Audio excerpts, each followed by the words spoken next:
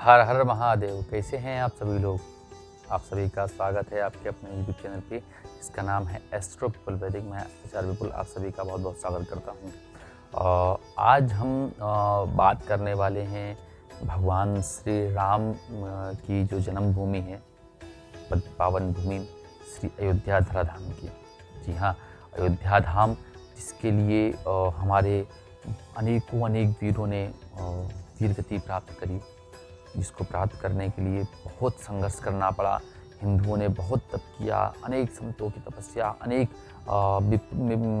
बंधुओं का बल और अनेक चीज़ों का प्रयोग करा गया, जिससे कि आज अनेकों बलिदान हुए और कितनों की तपस्या, संतों महंतों की पूजन पाठ कितना करने के बाद आज हमारे रामलला हमारे परम धाम अयोध्या में पधारने वाले हैं। 22 या 23 दिसंबर 22 या 23 दिसंबर थी और 1949 वाले दिन, 1949 का सन था, 22 और 23 दिसंबर था। अर्धरात्रि में बाबरी मस्जिद के अंदर भगवान श्री राम और श्री माता सीता की मूर्ति की स्थापना की गई थी। तब से ये विवाद घिरा रहा कि किसके पूजन होना चाहिए, मस्जिद है कि मंदिर है। तो उसके बाद में अनेकों वाक्य हुए, अनेक घटनाएं घटी और चीज़ें बहुत डिसबैलेंस हुई। बाद में न्यायालय के अनुरूप हम हिंदुओं को, हम सनातनियों को भगवान राम की कृपा से वहाँ पे भगवान श्री राम का पूजन करने का परम सौभाग्य प्राप्त हुआ। उसके बाद में जो घटनाएं घटी वो सब आपको जानकारी है ही, किस तरह भगवान रामलला आज अपने स्थान पर विराजमान होने वाले हैं। बड़ी ही शुभ घड़ी है, बड़ी ही पावन घड़ी है और इसके साथ साथ में पूरे भारत या पूरे विश्व से जिसकी जो श्रद्धा, जो सामर्थ्य बन पा रही है, वह भगवान राम के चरणों में समर्पित कर रहा है।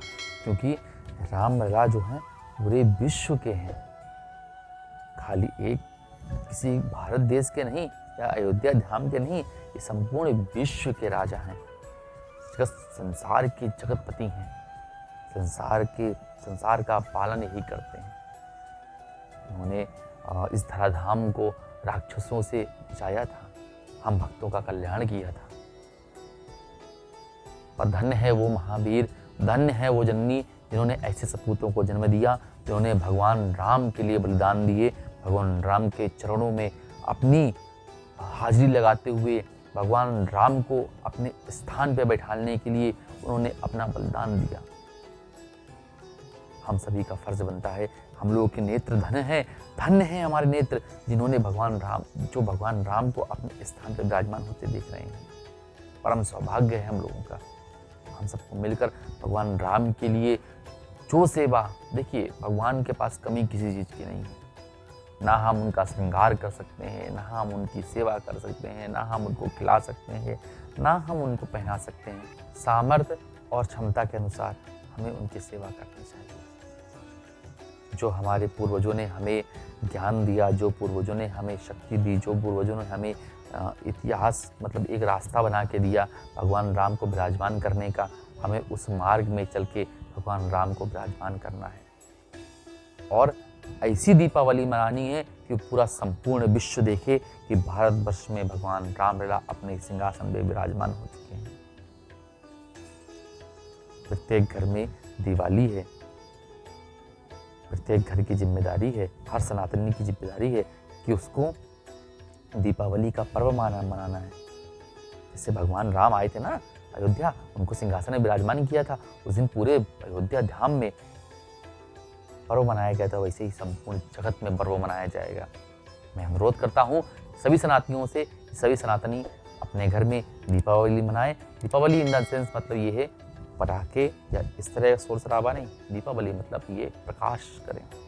घर का हर कोना प्रकाशमान होना चाहिए, कोई भी कोना छूटे नहीं, किसी कोने में आप अंधेरा मत रखिएगा। भगवान राम को आप सबने विराजमान किया है, आप सबकी तपस्या से भगवान राम विराजमान हुए हैं, आप सबकी श्रद्धा से भगवान राम विराजमान हुए हैं। आज भी भारत के विश्व के कोने कोने से चीज़ें व्यवस्थित करके भगवान के राम जी के ससुराल से श्री जनकपुरी से, मैं अभी नेपाल में ही था, तो जनकपुरी से भी जिस दिन मैं था उसी दिन ही वहाँ से सामग्री मतलब ससुराल से जो दिया जाता है वो श्रद्धा सुमन आया था, देखा था, वो भी मतलब आप देखते तो आप देखते दंग रह जाते, भगवान की इतनी परम भक्ति।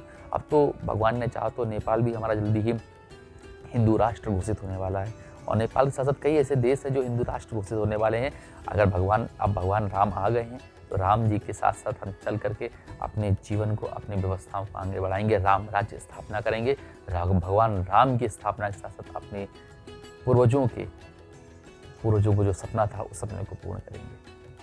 मैं आप सभी से यही निवेदन करता हूँ कि आप सभी दीपावली मनाएं, रोशनी जलाएं, दीपक जलाएं, और उस दीपक के साथ साथ भगवान राम का पूजन जरूर करें। उस दिन भगवान राम का पूजन करें, पूजन का प्रभाव रहेगा। भगवान राम भगवान ना बचाएं, दर्शन आपको भगवान सब भगवान दर्शन देंगे, क्योंकि भारत सरकार ने ऐसी व्यवस्थाएं कर रखी हैं, मोदी सरकार ने ऐसी व्यवस्थाएं कर रखी हैं कि आप घर बैठे हैं तो आपको भगवान के दर्शन होंगे।